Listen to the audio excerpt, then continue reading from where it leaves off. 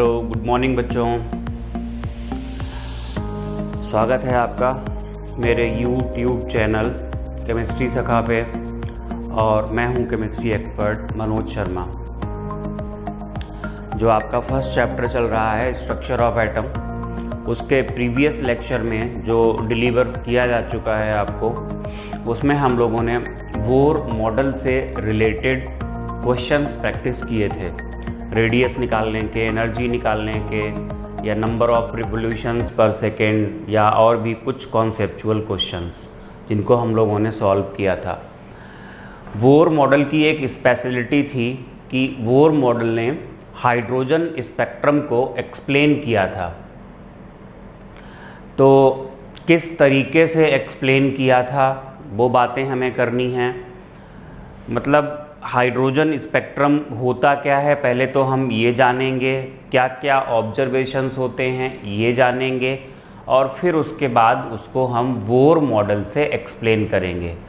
अगर बेसिकली आपको बताया जाए तो स्पेक्ट्रम पहले आया था और बोर मॉडल बाद में आया था, और स्पेक्ट्रम को समझाने के लिए बोर मॉडल दिया था। तो अगर हम बोर मॉडल से पहले आपको स्पेक्ट्रम पढ़ाते तो आपको समझ में कुछ नहीं आता, तो इसलिए बोर मॉडल आपको पहले पढ़ा दिया।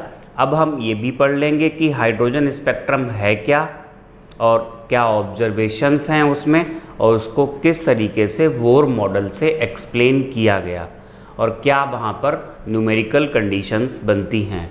तो हमारा आज का जो टॉपिक है वो रहेगा हाइड्रोजन स्पेक्ट्रम, लेकिन उससे पहले हम थोड़ा सा जान लेंगे, जनरल इन्फॉर्मेशन लेंगे स्पेक्ट्रम के बारे में।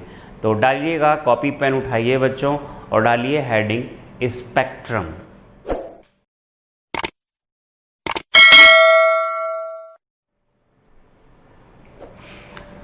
देखिए बच्चों, स्पेक्ट्रम क्या होता है। जो इलेक्ट्रोमैग्नेटिक रेडिएशंस होती हैं जिनके बारे में हमने आपको नेचर ऑफ लाइट में पढ़ाया था। अगर हम बात करें कि वेवलेंथ के इंक्रीजिंग ऑर्डर में, तो या वेवलेंथ के इंक्रीजिंग ऑर्डर में, तो यहाँ कहीं पे विजिबल रीजन होता था, उससे ज़्यादा वेवलेंथ की इंफ्रारेड होती थी, माइक्रोवेव्स होती थी, और उसके बाद रेडियो वेव्स होती थी। पीछे की तरफ चले जाएं तो कम वेवलेंथ की वेव्स होती थी। तो ये जो एक अरेंजमेंट आपको मिला था, दैट इज़ स्पेक्ट्रम। तो स्पेक्ट्रम की डेफिनेशन ही यही होती है, जब हम इलेक्ट्रोमैग्नेटिक वेव्स को अरेंज कर देते हैं अकॉर्डिंग टू वेवलेंथ या अकॉर्डिंग टू फ्रीक्वेंसी। देखो, वेवलेंथ अगर बढ़ रही है तो फ्रीक्वेंसी कम हो रही होगी, और अगर फ्रीक्वेंसी बढ़ रही है तो वेवलेंथ कम हो रही होगी। तो वेवलेंथ या फ्रीक्वेंसी के अकॉर्डिंग जब अरेंज कर देते हैं तो जो एक पैटर्न मिलता है, उस पैटर्न को हम बोलते हैं स्पेक्ट्रम। स्पेक्ट्रम में अगर हम बात करें सोलर स्पेक्ट्रम, तो सोलर स्पेक्ट्रम उस दिन हमने आपको लिखाया था। आप चाहें तो उसी को दोबारा से लिख सकते हैं, एक सोलर स्पेक्ट्रम हो जाएगा। स्पेक्ट्रम ऑफ वाइट लाइट की अगर बात करें, वाइट लाइट मतलब विजिबल रीजन, जो कि 7800 एंगस्ट्रॉम से लेकर के 3800 एंगस्ट्रॉम से लेकर के 7800 एंगस्ट्रॉम तक होती है। अगर इसको फिर से हम स्प्लिट करें, फिर से स्प्लिट कैसे करते हैं आपका पढ़ा हुआ होगा। जब वाइट लाइट को प्रिज्म से पास करते हैं तो रिफ्रैक्शन के थ्रू उनकी स्प्लिटिंग होती है और वो 7 कलर्स में टूट जाता है। 7 कलर्स में टूट जाता है तो वो जो 7 कलर आपको मिलते हैं विबग्योर, ऊपर रेड होता है, नीचे वायलेट होता है। तो वो जो स्पेक्ट्रम होता है तो उसमें भी वेवलेंथ के अकॉर्डिंग ही अरेंजमेंट है। ऊपर रेड सबसे ज़्यादा है, नीचे वायलेट सबसे कम है, तो वो है स्पेक्ट्रम ऑफ वाइट लाइट। अच्छा, ये जो हमने दोनों स्पेक्ट्रम्स जिनकी हमने बात की है, चाहे सोलर स्पेक्ट्रम हो या फिर विजिबल रीजन का स्पेक्ट्रम हो, दे आर कॉन्टिन्यूअस। मतलब क्या है कॉन्टिन्यूअस का? देखिए, हम कभी भी अगर बात करें कलर्स को बिल्कुल अलग कर दें, बीच में कोई बाउंड्री ऑफ सेपरेशन आ जाए, तो ये पॉसिबल नहीं है। हमारे पास ऐसा कोई इंस्ट्रूमेंटेशन नहीं है। देखिए, जो अगर विजिबल रीजन के स्पेक्ट्रम की बात करते हैं, ऊपर रेड होता है, रेड की ही इंटेंसिटी बदलते बदलते वो ऑरेंज की तरफ जाता है, ऑरेंज से वो फिर येलो की तरफ जाता है, ऐसे करके। ऐसा नहीं होता है कि रेड और ऑरेंज के बीच में कोई लाइन ऑफ सेपरेशन होती है, कोई शार्प कट होता है कि इतना पार्ट सेम इंटेंसिटी के साथ रेड है और दूसरा पार्ट फिर सेम इंटेंसिटी के साथ ऑरेंज होगा। रेड का ही धीरे धीरे कन्वर्जन होता है ऑरेंज में। तो मतलब कोई लिमिट नहीं है। आप रेड लाइट जो है, रेड को अगर आप फिर से, अगर आपके पास इंस्ट्रूमेंट है, कोई फाइन लेवल का प्रिज्म है, तो अगर उसको फिर से प्रिज्म में पास कराओगे जो लाइट को और ज़्यादा स्प्लिट कर सकता हो, तो रेड में भी कई पार्ट्स मिल जाएंगे, डार्क रेड या फिर फार रेड, इस तरीके से। आप समझ पा रहे हैं कि हमारे पास लिमिटेशन है कि हम लाइट को ब्रेक नहीं कर सकते। तो यहाँ जो स्पेक्ट्रम होता है वो कंटिन्यूअस नेचर पर बेस्ड है, वेव नेचर पर बेस्ड है। तो लेकिन हमने एक वेवलेंथ की रेंज ले ली है कि यहाँ से यहाँ तक का रेड मान लेते हैं, फिर यहाँ से यहाँ तक का ऑरेंज मान लेते हैं, लेकिन लाइन ऑफ सेपरेशन या कोई शार्प कट नहीं होता है दोनों के बीच में। दोनों के बीच में कोई ब्लैक लाइन नहीं आती है, मतलब नो कलर जोन नहीं आता है। That's why these spectrums are continuous. तो सोलर स्पेक्ट्रम कॉन्टिन्यूअस होता है, spectrum of white light continuous होता है। इसके अलावा जो मेन चीज़ हमें यहाँ पर पढ़नी है, भाई ये तो हमने आपको ये बताया कि स्पेक्ट्रम क्या होता है। Spectrum is arrangement of electromagnetic waves according to wavelength और फ्रीक्वेंसी। एग्जाम्पल लिए, सोलर स्पेक्ट्रम कॉन्टिन्यूअस है, पूरा आप बनाएंगे और हर जोन के सोर्स और फंक्शंस भी लिखेंगे।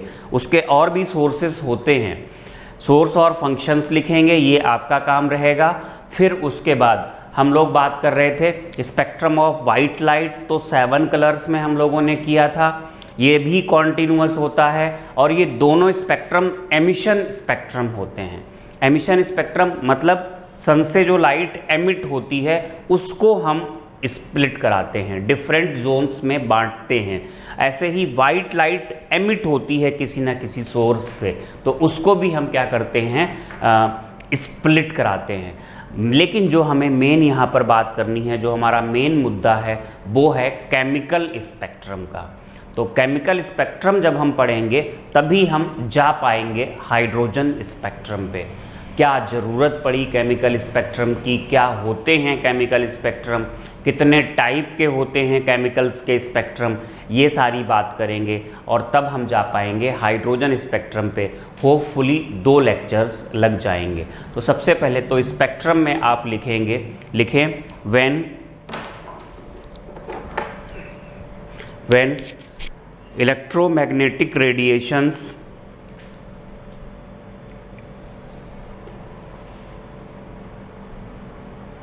are arranged according to their wavelength or frequency.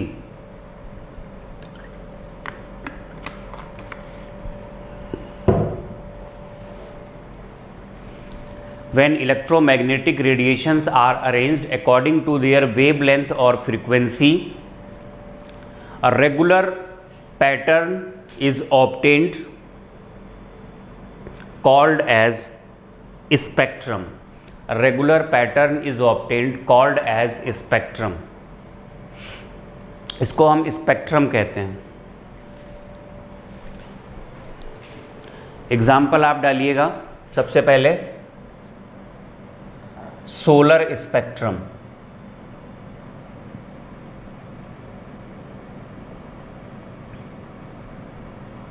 Solar spectrum देखो, इसमें एक जो चीज़ आपको करनी है वो एक तो इसको ड्रॉ करना है, जो मैं आपको करा चुका हूँ।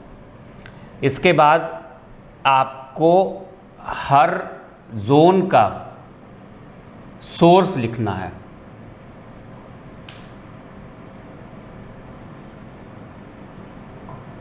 और फंक्शन लिखने हैं।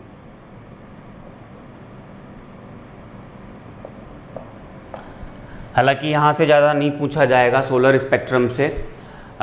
ये काम मैं करा भी चुका हूँ आपको, लेकिन ये 2 पार्ट्स आपको ये सर्च करके आप लिखें। यहाँ पर हम टाइम वेस्ट नहीं करेंगे। इसके अलावा इसमें एक चीज़ ये है जो आप लिख लेंगे, ये कैसा होता है, कॉन्टीन्यूअस होता है, और साथ में ये कैसा स्पेक्ट्रम है, एमिशन स्पेक्ट्रम है। जब आप नोट्स बना रहे होंगे तो इन 2 चीज़ों के लिए 2 पेजेस छोड़ देंगे और काम करेंगे, या इन 3 चीज़ों के लिए 2 पेजेस छोड़ेंगे, या उसको पहले पूरा कर लें, ज़्यादा अच्छा है।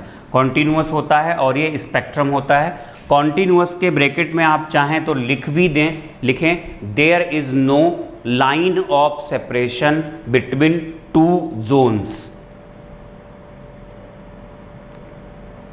इसके बाद हम बात करेंगे दूसरा एग्जाम्पल, स्पेक्ट्रम ऑफ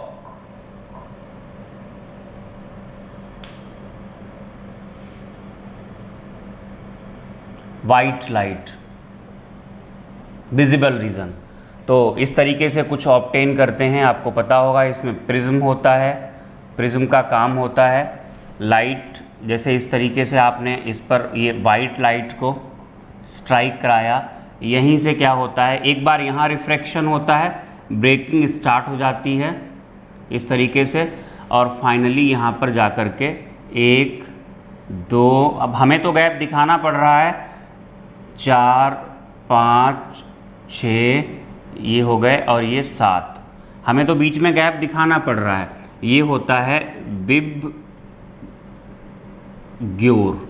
ठीक है, तो ये भी, इसके बारे में भी आप लिखेंगे, ये कैसा है, कॉन्टीन्यूअस है, यानी ब्रैकेट में आप लिखेंगे there is no line of separation between 2 colours. ठीक है, 1 colour is converted to other by changing their intensity gradually, इस तरीके से ये कॉन्टीन्यूअस है। और इसके अलावा ये भी कैसा है, ये भी एक एमिशन स्पेक्ट्रम है। और जो मेन चीज़ हमारी अब हेडिंग पढ़ने वाली है वो है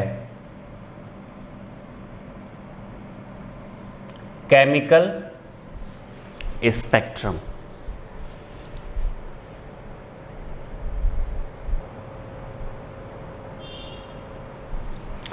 देखिए बेटा, केमिकल स्पेक्ट्रम पढ़ने से पहले थोड़ा सा हम ये जान लेते हैं, जिस डिवाइस का यूज़ होता है, जैसे आपने सोलर स्पेक्ट्रम, चलिए आपने जो वाइट लाइट का स्पेक्ट्रम लिया था, जो डिवाइस यूज़ करते हैं, डिवाइस, एक तो डिवाइस का नाम होता है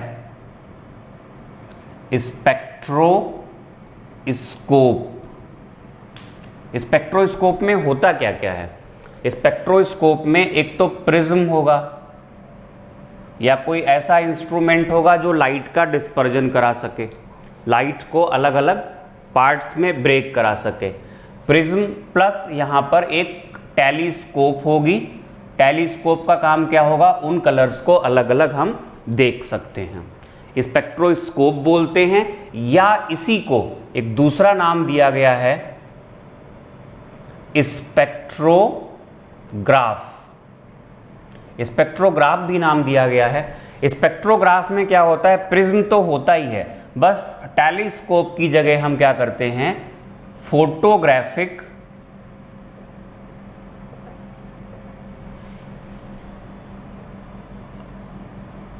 प्लेट ले लेते हैं। जैसे जो 7 कलर्स आएंगे उन्हें एक प्लेट पर हम रिसीव कर लेते हैं, और उस प्लेट पर अलग अलग एनर्जी की वजह से जो स्पॉट्स होते हैं उनका कलर भी, उनमें जो उनकी इंटेंसिटी होती है स्पॉट्स की, वो अलग अलग होती है। अच्छा, इसके अलावा एक चीज़ जो और हम देख लें, जो हमें पैटर्न मिलता है, हमने आपको बताया था पैटर्न को हम क्या कहते हैं, पैटर्न को हम बोलते हैं स्पेक्ट्रम या स्पेक्ट्रोग्राम या सिंपल स्पेक्ट्रा बोल देते हैं। तो ये कुछ नाम होते हैं जो आपको पता होने चाहिए थे। तो बात अगर हम करें केमिकल स्पेक्ट्रम, केमिकल स्पेक्ट्रम है क्या और इनको पढ़ने का पर्पस क्या है। केमिकल स्पेक्ट्रम, बेटा जी केमिकल स्पेक्ट्रम दो टाइप के लिए गए, अभी हम आपको लिखाएंगे, पहले आप समझ लो लिखना क्या है, कैसे लिखना है मैं आपको बताऊंगा।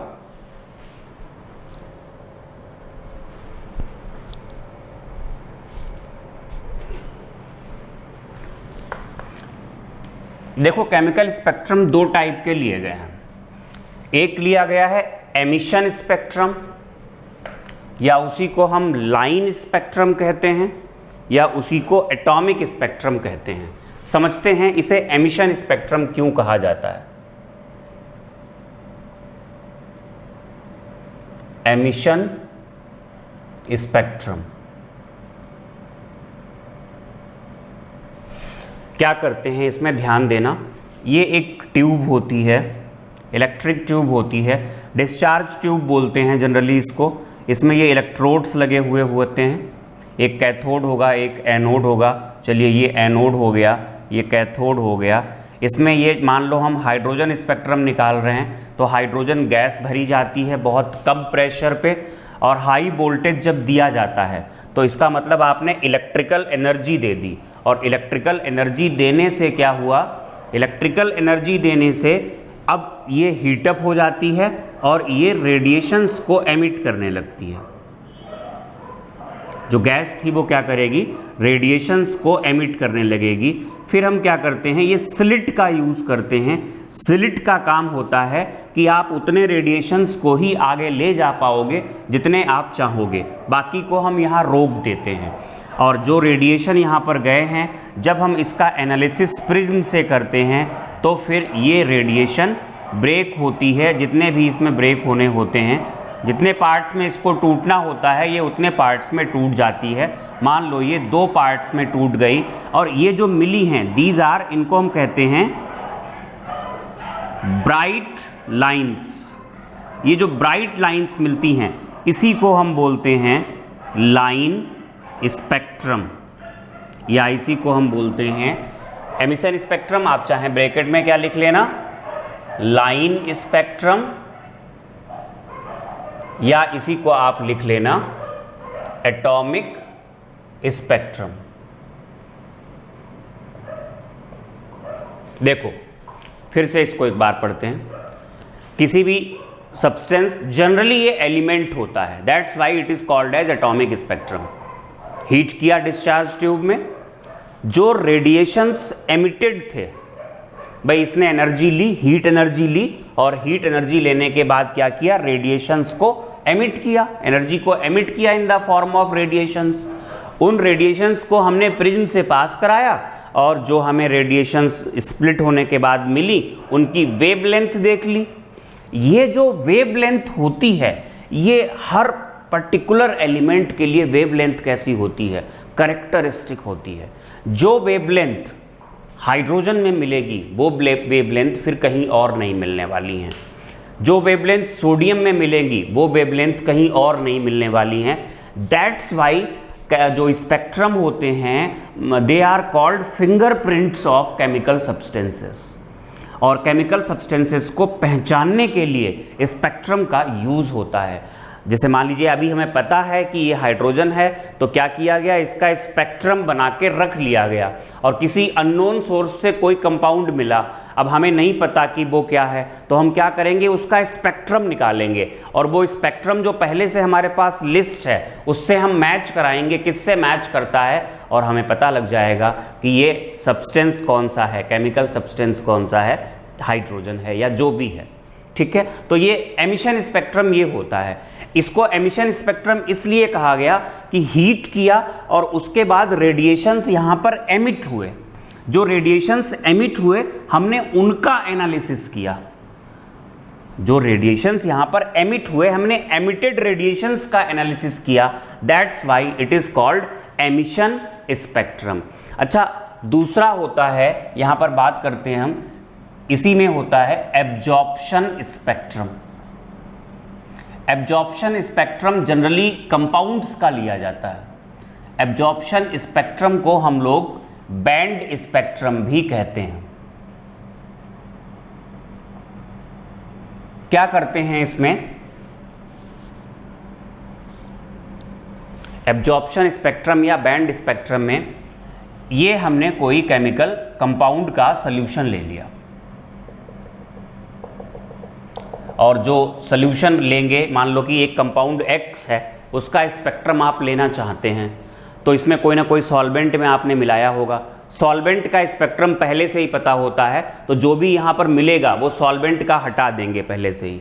तो इसमें हम क्या पास कराते हैं, इसमें हम वाइट लाइट पास कराते हैं। ये हमने वाइट लाइट को पास करा दिया। बेटा जी, वाइट लाइट को अगर हम डायरेक्टली प्रिज्म में पास कराते तो कितने कलर्स मिलते? 7 कलर्स मिलते। अभी हमने इसको पहले किस में पास कराया? कंपाउंड के सॉल्यूशन ऑफ कंपाउंड में पास कराया। तो हर कंपाउंड का नेचर होता है कि वो लाइट के कुछ पार्ट को एब्जॉर्ब कर देता है और रिमेनिंग पार्ट को भी क्या करता है? ट्रांसमिट कर देता है, अपने के थ्रू जाने देता है। ये ट्रांसमिटेड लाइट हो गई। और जब ट्रांसमिटेड लाइट को हम प्रिज्म से पास कराते हैं तो अब हमें यहाँ पर 7 कलर्स नहीं मिलने वाले हैं। इस तरीके से 1 2 3 4 5 कलर मिले। मान लो कि यहाँ का कलर गायब है, ये वाला, या यहाँ का एक कलर गायब है। तो ये जो यहाँ पर जो कलर्स गायब होते हैं, ये दीज आर डार्क बैंड्स। इन्हीं को हम कहते हैं डार्क बैंड्स या बैंड स्पेक्ट्रम ऑफ कंपाउंड। भाई स्पेशलिटी क्या है? जो ब्राइट लाइंस आई यहाँ पर, ये 5, these are not characteristics of the compound. जैसे कि यहाँ पर जो ब्राइट लाइंस आई थी, they are characteristic of the compound. लेकिन यहाँ पर वाइट लाइट में तो 7 कलर ऑलरेडी थे। अगर हम ये हटा दें और प्रिज्म से पास करें इसको, तो ये 7 कलर तो मिलने ही थे यहाँ पे। बट यहाँ पर वो 7 कलर नहीं मिले, केवल 5 मिले। क्यों? क्योंकि 2 कलर को एब्जॉर्ब कर लिया। तो जो इसने एब्जॉर्ब कर लिया, वहां पर डार्क बैंड्स मिले। These dark bands are characteristic of the compound. और इन डार्क बैंड्स को ही हम क्या कहते हैं? Absorption spectrum of the compound. तो ये होते हैं दोनों के दोनों। देखो, ये एमिशन है, वो एब्जॉर्प्शन है। ये भी डिसकॉन्टिन्यूअस है, ये भी डिसकॉन्टिन्यूअस है। तो जो केमिकल स्पेक्ट्रम्स होते हैं वो डिसकॉन्टिन्यूअस होते हैं। तो अगर केमिकल स्पेक्ट्रम में हमें लिखना पड़े तो हम क्या लिखेंगे?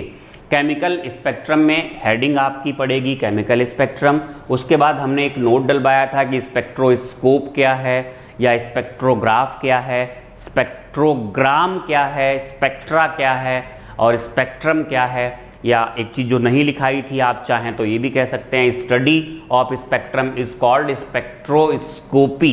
स्पेक्ट्रोस्कोपी एक बहुत टफ और बहुत बड़ी ब्रांच है केमिस्ट्री और फिजिक्स दोनों की। इनफैक्ट केमिस्ट्री में सबसे टफ पार्ट जो माना जाता है वो स्पेक्ट्रोस्कोपी ही माना जाता है।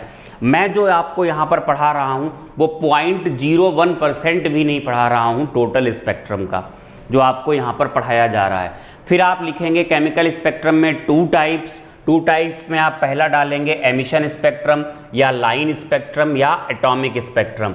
फिर उसमें आप ये डायग्राम बनाएंगे और लिखेंगे when any substance, when any element, generally elements के लिए ही होता है और वो भी गैसेस के लिए, या एलिमेंट तो लिए जा सकते हैं। When an element is heated in discharge tube, it emits energy in the form of radiations. When these radiations are analyzed by ये स्पेक्ट्रोग्राफ लिया है हमने, जो डिवाइस ली है उसका नाम क्या है? स्पेक्ट्रोग्राफ। प्रिज्म है और यहाँ पर फोटोग्राफिक प्लेट होगी। एनालाइज्ड बाय स्पेक्ट्रोस्कोप या स्पेक्ट्रोग्राफ, ऑब्टेन्ड पैटर्न या in the spectrum bright lines are obtained. These bright lines are characteristic of the element and called as emission spectrum of the element.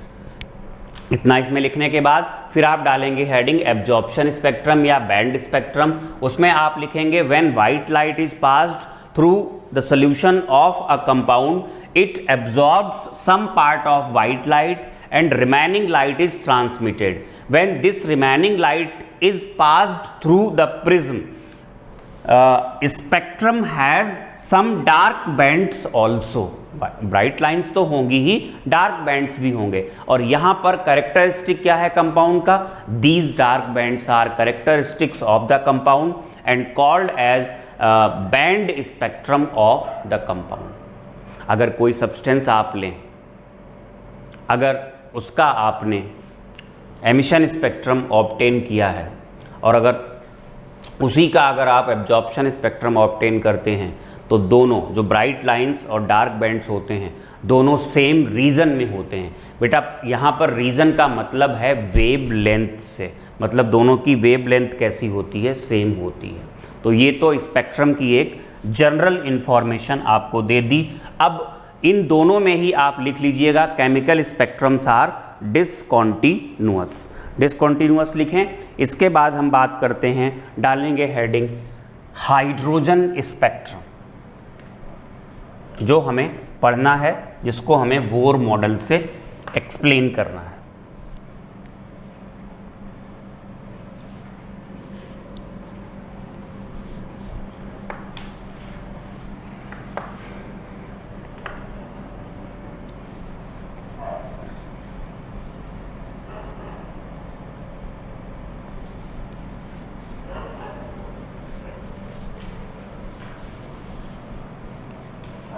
देखो बेटा, जो hydrogen spectrum है, hydrogen एक element होता है।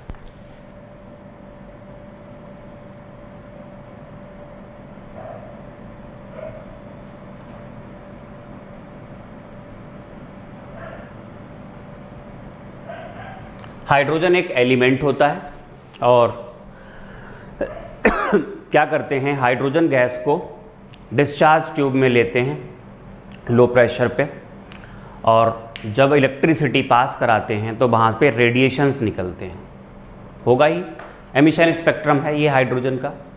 जो रेडिएशंस निकलते हैं, जब इन रेडिएशंस को हम एनालाइज करते हैं थ्रू द स्पेक्ट्रोस्कोप या स्पेक्ट्रोग्राफ, तो हमें जो ब्राइट लाइंस मिलती हैं उनका नंबर इन्फिनाइट होता है। ब्राइट लाइंस का नंबर इन्फिनाइट होने का मतलब उन्हें आप काउंट नहीं कर सकते, इतनी होती हैं। अच्छा, ब्राइट लाइंस इन्फिनाइट होती हैं, इस बात का मतलब ये है अलग अलग वेवलेंथ की बहुत सारी होती हैं। अगर एक वेवलेंथ की मान लो कि x एंगस्ट्रॉम और एग्जैक्टली x एंगस्ट्रॉम की दूसरी भी है, तो इनको हम दो बार नहीं काउंट करेंगे, इनको हम एक ही बार काउंट करेंगे। अलग अलग वेवलेंथ की जो लाइंस होती हैं उनका नंबर भी इतना होता है कि वो काउंटेबल नहीं होता है, राइट। फिर आप सोचोगे अरे इतनी सारी लाइंस मिल गई तो फिर ये कैरेक्टरिस्टिक कैसे हो गया, क्यों हमने बनाया। लेकिन जो भी वेवलेंथ मिलती हैं, कुछ को ही अगर हम संभाल के रख लें, they are characteristic and fingerprints of hydrogen spectrum या हाइड्रोजन एलिमेंट। तो क्या किया गया, जो ब्राइट लाइंस मिलती हैं अलग अलग वेवलेंथ की, उनका जो नंबर होता है वो इन्फिनाइट होता है।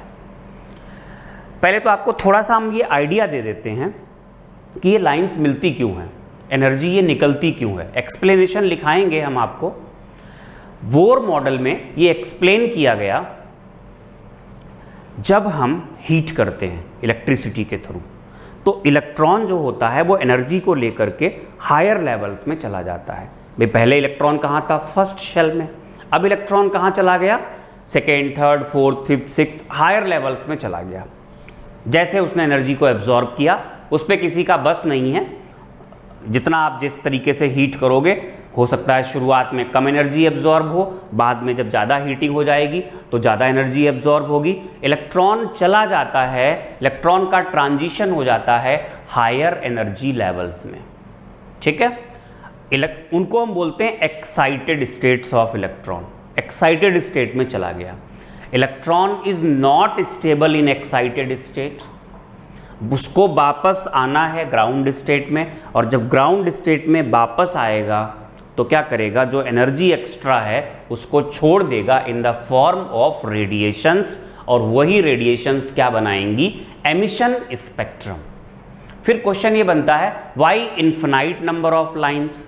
अब आपने हाइड्रोजन यहाँ पर गैस ली है, इसमें बहुत सारे एटम्स हैं। किसी एटम में फिफ्थ शेल में गया, फिफ्थ से वन में वापस आया। भाई जो वेवलेंथ है लाइन की वो किस पे डिपेंड करेगी, Hc/E, E पे डिपेंड करेगी। H और C तो कांस्टेंट है, फार्मूला आपने पढ़ रखा है, E इज इक्वल टू होता है hc अपॉन लैम्डा। तो लैम्डा क्या होगा, hc अपॉन ई, यानी वेव लेंथ ई पर डिपेंड करेगी। तो जब किसी भी एटम में इलेक्ट्रॉन पांचवी शेल में गया, पांचवी से पहली आया, तो एनर्जी का डिफरेंस 5 और 1 के बीच वाला लगाया जाएगा, तो उसके अकॉर्डिंग वेव लेंथ आएगी। किसी में चौथी में ही गया तो 4th और 1 वाला डिफरेंस लगाया जाएगा। जरूरी नहीं है कि डायरेक्टली 1 में ही आ जाए। 6 में गया, 6 से पहले 5 आया तो वो एक रेडिएशन एमिट करेगा, फिर 5 से 3 आया वो एक रेडिएशन एमिट करेगा। इस तरीके से इतने सारे केसेस बन जाते हैं जो काउंटेबल नहीं होते हैं। तो ये बोर मॉडल ने इसका एक्सप्लेनेशन दिया। क्या एक्सप्लेनेशन दिया बोर मॉडल ने, कि पहले तो एमिशन स्पेक्ट्रम मिलता क्यों है।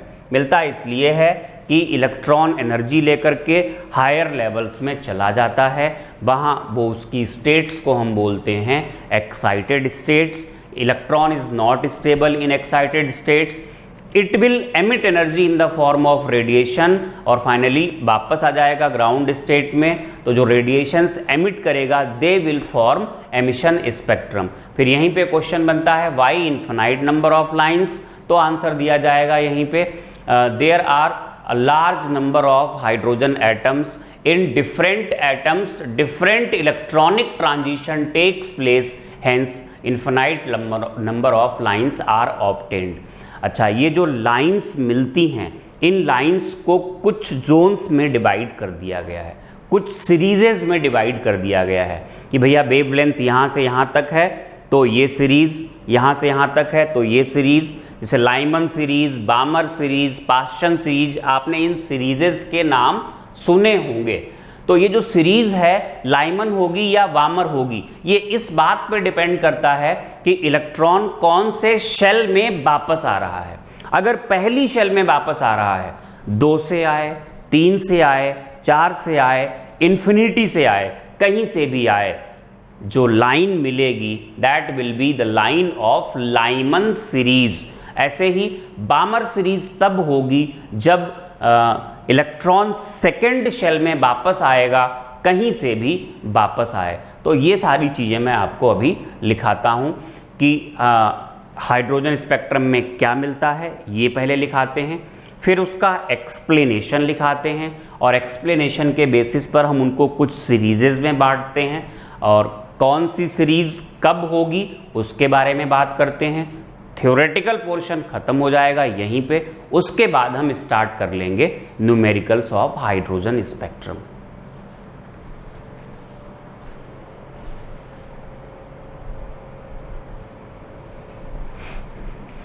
तो लिखिएगा हाइड्रोजन स्पेक्ट्रम में, when hydrogen gas is heated in discharge tube,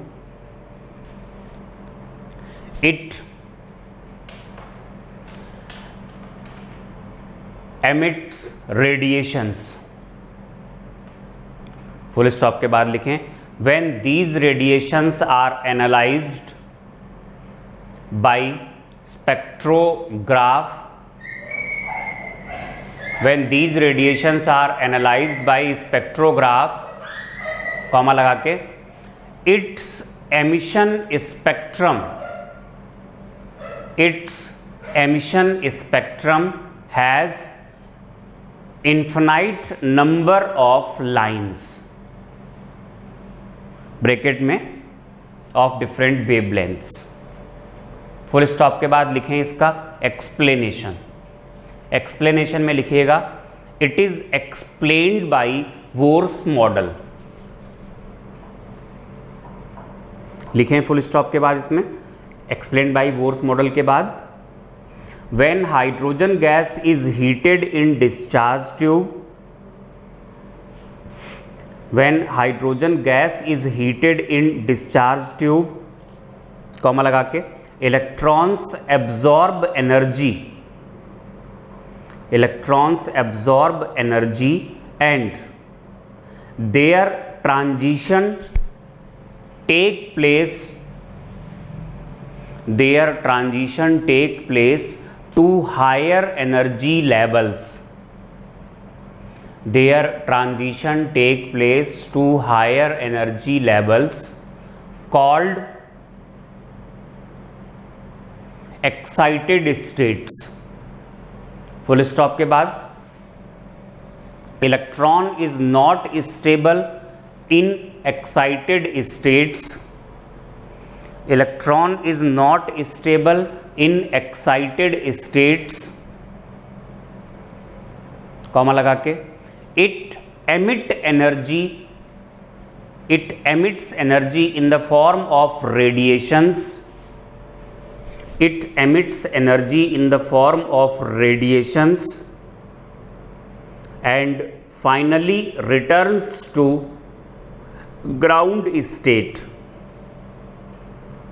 full stop के बाद, these emitted radiations form emission spectrum of hydrogen, these emitted radiations form emission spectrum of hydrogen, these emitted radiations form emission spectrum of hydrogen। फिर नई line से लिखें, in discharge tube a large number of hydrogen atoms is present, in discharge tube a large number of hydrogen atoms is present, comma लगा के, in different atoms different electronic transition takes place, in different atoms different electronic transition takes place, hence infinite number of lines are obtained, hence infinite number of lines are obtained। नई line से लिखें, these lines are classified into several series, these lines are classified into several series। यहाँ पर हम नाम लिखेंगे series का और यहाँ पर हम लिख रहे हैं N1। एक मिनट, यहाँ पे हम रीज़न भी लिख दे रहे हैं, कौन से रीज़न में होती है वो सीरीज। यहाँ पे हम लिख रहे हैं N1, N1 का मतलब है the shell to which electron returns, जहाँ को वापस आता है, और ये है N2, N2 है the shell from which electron returns, जहां से वापस आता है। तो देखो फर्स्ट हम ले रहे हैं लाइमन सीरीज,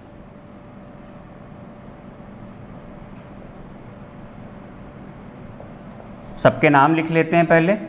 लाइमन के बाद बामर सीरीज, थर्ड है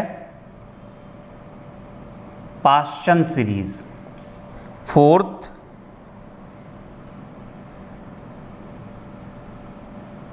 bracket series, fifth Pfund series, sixth Humphrey. NCERT में पिफंड तक ही हैं। तो रीजन ये जो होता है, लाइमन सीरीज आती है अल्ट्रा वायलेट रीजन में, बामर होती है विजिबल रीजन में, और बाकी सब जो हैं ये आती हैं इंफ्रारेड या फार रेड। फार रेड नीचे की तरफ जाने पे होगा, ये रीजन्स होते हैं इनके।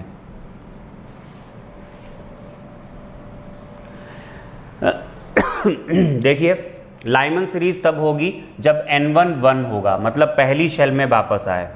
बामर में सेकंड में वापस आना चाहिए। कनेक्ट कर देते हैं इनको। पाश्चन में वो तो लिखा ही हुआ है सब यहाँ पे, थर्ड में वापस आना चाहिए। ब्रैकेट में फोर्थ में वापस आना चाहिए। पिफंड में फिफ्थ में वापस आना चाहिए। हम्फ्रे के लिए सिक्स्थ में वापस आना चाहिए। कहाँ से आना चाहिए? 2 से हो सकता है, 3 से हो सकता है, 4 से हो सकता है, एंड सो ऑन। ऐसे ही 3, 4, 5 से लेकर इन्फिनिटी तक, 4, 5, 6 से इन्फिनिटी, इस तरीके से 5, 6, 7 एंड सो ऑन, 6, 7, 8 और ये होगा 7, 8, 9 एंड इस तरीके से।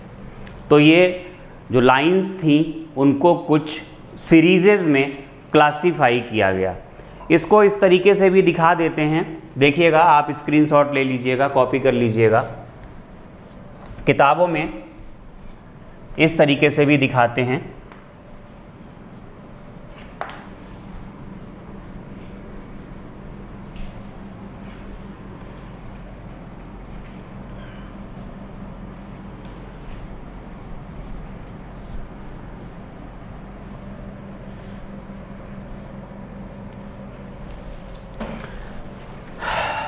ये शेल्स ले लेते हैं इस तरीके से, ये शेल ड्रॉ कर ली,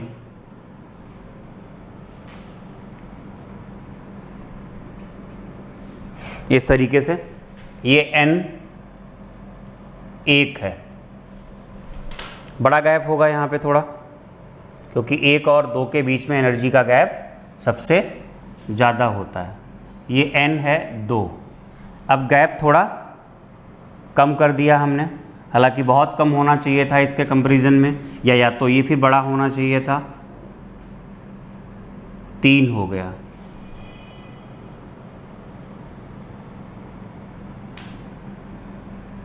ये n हमने 4 ले लिया।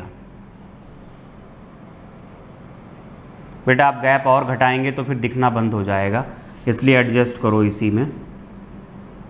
ये n हो गया 5, ये n हो गया 6। इसको हम चाहें तो बहुत दूर दूर बना सकते थे, लेकिन शुरुआत ही थोड़ी ख़राब हो गई।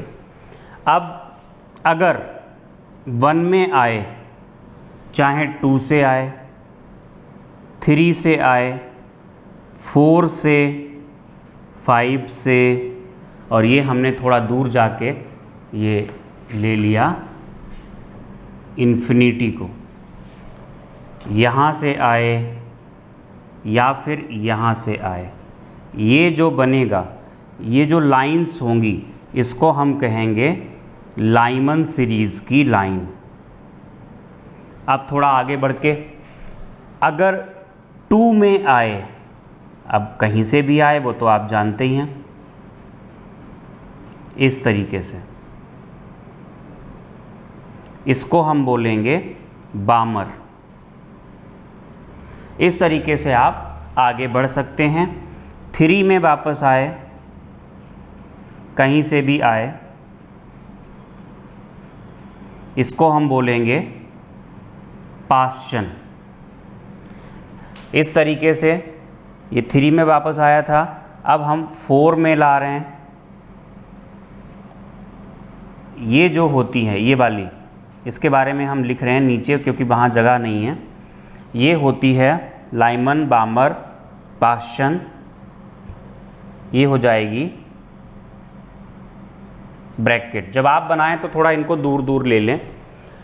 और पिफंड के लिए जो वापसी होनी चाहिए वो 5वीं शेल में होनी चाहिए, 6ठी से हो, 7वीं से हो, 8, 9 तक ले लेना आप लोग, और ये इन्फिनिटी से हो चाहें, तो ये जो बनती है ये होती है पिफंड। इस तरीके से भी दिखाया जा सकता है। ये सीरीज़ेज़ 5 सीरीज़ेज़ जनरली हम लोगों को ये पढ़नी होती हैं इस तरीके से। तो ये बन गई बेटा, ये हाइड्रोजन स्पेक्ट्रम हो गया। अब बचा इसका न्यूमेरिकल पोर्शन। अच्छा बेटा, क्या होता है जब इलेक्ट्रॉन हायर लेवल से लोअर लेवल में जाता है तो एक एनर्जी छोड़ता है रेडिएशन की फॉर्म में। उस रेडिएशन की वेव लेंथ क्या होगी, या उस रेडिएशन का वेव नंबर क्या होगा। वेव लेंथ होती है लैम्डा, वेव नंबर को न्यू बार से दिखाते हैं जो 1/λ होता है।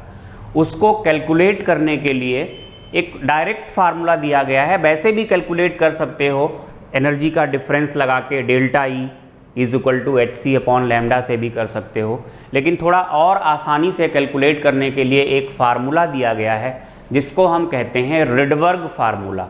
तो लिखिएगा नई लाइन से, to calculate the wavelength और wave number, to calculate the wavelength और wave number of emitted radiation can be calculated by Rydberg's formula।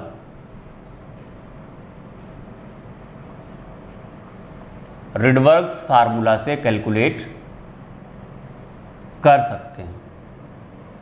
इस तरीके से जो रिडबर्ग फार्मूला है वो है 1 upon lambda is equal to, इसी को हम क्या कहेंगे, wave number is equal to, formula होता है आर जेड स्क्वायर। आर एक कांस्टेंट आएगा जिसको हम रिडबर्ग कांस्टेंट कहेंगे, जेड होगा एटॉमिक नंबर, आप लोग सब जानते ही हैं। हाइड्रोजन लाइक स्पीसीज के लिए एटॉमिक नंबर तो अलग अलग होगा ही, हाइड्रोजन के लिए 1, He+ के लिए 2, इस तरीके से। और यहाँ आएगा 1 अपॉन n1 स्क्वायर, मतलब जिस शेल में वापस आता है, -1 अपॉन n2 स्क्वायर, मतलब जिस शेल को वापस आता है। ये फार्मूला होता है, इसे हम बोलते हैं रिडबर्ग फार्मूला। बेटा लैम्डा वेवलेंथ अगर आपको लिखना हो आप लिख लेना, न्यू वेव नंबर है, n1 n2 हमने अभी लिखा दिए थे, जेड एटॉमिक नंबर बहुत पहले से आपको पढ़ाते हुए आ रहे हैं, बस आर एक नई चीज़ है जिसे मैं लिख देता हूँ, इसको हम बोलते हैं रिडबर्ग्स कांस्टेंट, और इसकी जो वैल्यू होती है वो 109,677 पर सेंटीमीटर होती है। तो अगर आप ये वैल्यू यहाँ पे रखोगे आर की, तो जो वेव नंबर निकल के आएगा वो पर सेंटीमीटर में होगा, या जो वेव लेंथ निकल के आएगी वो सेंटीमीटर में होगी। तो ये थ्योरेटिकल पोर्शन बिल्कुल ख़त्म हो गया, और अब बचते हैं इस स्पेक्ट्रम से न्यूमेरिकल्स। तो बेटा न्यूमेरिकल्स के बारे में अगर हम बात करें तो ऑलरेडी आपका जो वीडियो है लगभग 50 मिनट्स का हो चुका है। मींस न्यूमेरिकल्स के लिए हमें नेक्स्ट वीडियो लेक्चर पे जाना पड़ेगा। नेक्स्ट वीडियो लेक्चर में हाइड्रोजन स्पेक्ट्रम ख़त्म हो जाएगा, वोर्स मॉडल के ड्रॉबैक्स भी हो जाएंगे, और ड्रॉबैक्स के लिए क्या होगा, कुछ थ्योरीज निकल के आएंगी, उन्होंने ड्रॉबैक दिए थे वोर मॉडल के, तो उन थ्योरीज़ को फिर हम स्टार्ट करेंगे उससे नेक्स्ट लेक्चर में। ये शायद 7th लेक्चर है, तो 8th में वोर मॉडल ख़त्म हो जाएगा। आप इसको देखिए, न्यूमेरिकल्स के लिए तैयार रहिए। नेक्स्ट लेक्चर में न्यूमेरिकल्स करने का तरीका आपको सिखा दिया जाएगा, उसके बाद एक लंबा चौड़ा असाइनमेंट आपको पकड़ा दिया जाएगा, उसके लिए 1 दिन का टाइम भी आपको हम देंगे। वीडियो लेक्चर नहीं डिलीवर कराएंगे उस बीच, और उसको पहले डिस्कस करेंगे हम लाइव क्लास में, तब हम फिर आगे बढ़ेंगे। ये चैप्टर आपकी केमिस्ट्री का सबसे लंबा चैप्टर है 11th क्लास में, सबसे लंबा जाने वाला है ये, इसमें सबसे ज़्यादा टाइम लगता है। तो धैर्य बनाए रखिए और चैप्टर को ठीक से देखते रहिए। अगर मैं शुरुआत से आपको बताऊं कि आपने पढ़ा क्या क्या है, फर्स्ट वीडियो लेक्चर में क्लासिफिकेशन ऑफ मैटर, बस कुछ कॉन्सेप्ट्स क्लियर करने थे, हो गए होंगे आपके। सेकंड में हम लोगों ने सब एटॉमिक पार्टिकल्स यानी इलेक्ट्रॉन, प्रोटॉन, न्यूट्रॉन और उनसे जुड़े हुए टर्म्स पढ़े थे, आइसोटोप्स, आइसोबार्स, आइसोन्यूट्रॉनिक, ये सब कुछ क्वेश्चंस लगाए थे, वो भी सिंपल ही था। थर्ड वीडियो लेक्चर में हम लोगों ने नेचर ऑफ लाइट, और वहीं पे हम लोगों ने प्लैंक्स क्वांटम थ्योरी, हाइजीन की theory, Clark Maxwell's electromagnetic theory, ये सब पढ़ लिया था। और इसके बाद आया फोर्थ वीडियो लेक्चर, फोर्थ या फिफ्थ कितने हो गए, फोर्थ में हम लोगों ने पढ़ा फोटो इलेक्ट्रिक इफ़ेक्ट। फिर जो फिफ्थ है उसमें हमने वोर मॉडल की थ्योरी और फार्मूलाज पढ़े।